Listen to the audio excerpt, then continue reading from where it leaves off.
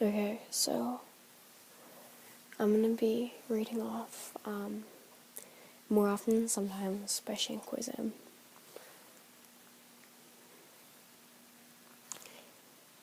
If I knew that now what I know then, way back when we first met, I'd point to the sunset and I'd say I drew that for you.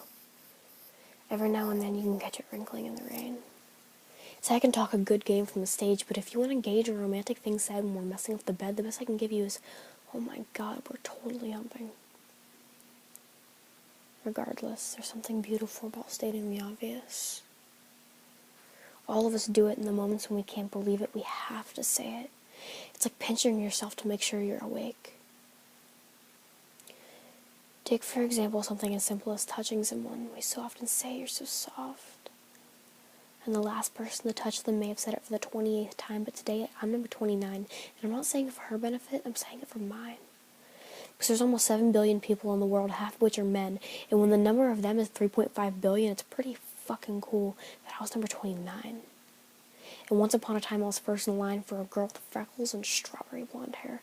We loved like an electric chair hooked up to a nuclear power plant and plugged into the sun, and everything we did had never been done.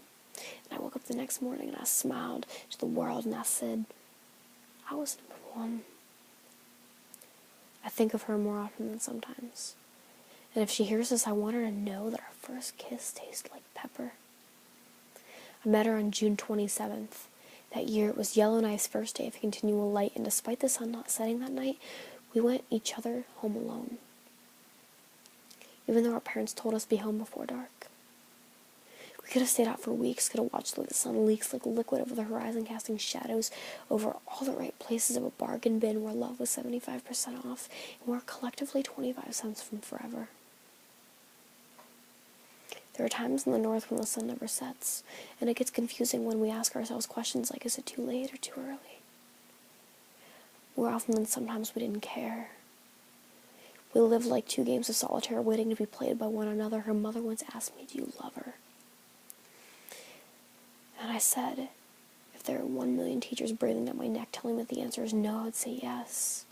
I guess that was enough for her, because that girl's father palmed me with a condom and wished me a happy birthday. Even now, there's no way to tell was that awkward or creepy. We loved like 2 hitmen hell-bent on assassinating regret. Her orgasm was a wet gremlin multiplying itself into another. Her younger brother knocked on the bedroom door asking, what are you guys doing in there?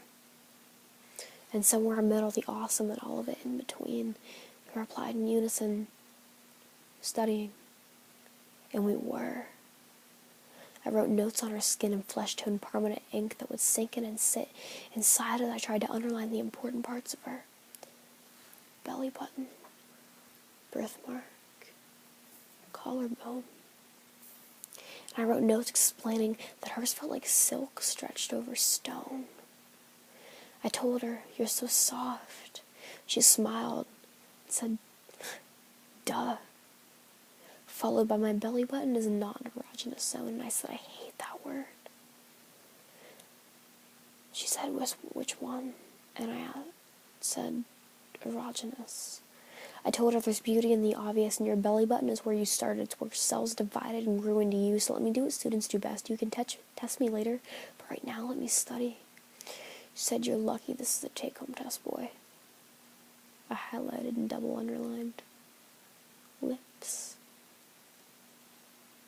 I think of the beauty in the obvious, the way it forces us to admit how it exists.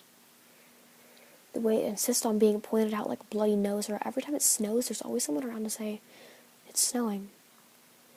But the obvious isn't showing off, it's only reminding us that time passes, and that somewhere along the way we grew up. Not perfect, but up and out. It teaches us something about time, that we're all ticking and talking, walking the fine line between days and weeks, as if seconds speaks of years and each month has years, lightning and a forever, but we're never hearing anything beyond centuries swallowed up by millenniums, as if time was calculating the sums needed to fill the empty belly of eternity. We so seldom understand each other. But if understanding is neither here nor there, and the universe is infinite, then understand that no matter where we go, we're always smack dab in the middle of nowhere. All we can do is share some piece of ourselves and hope that it's remembered, hope that we meant something to someone. My chest that is a cannon that I use to take aim and shoot my heart upon this world. I love the way the uncurled fist becomes a hand again. Because when I take notes, I need to underline the important parts of you.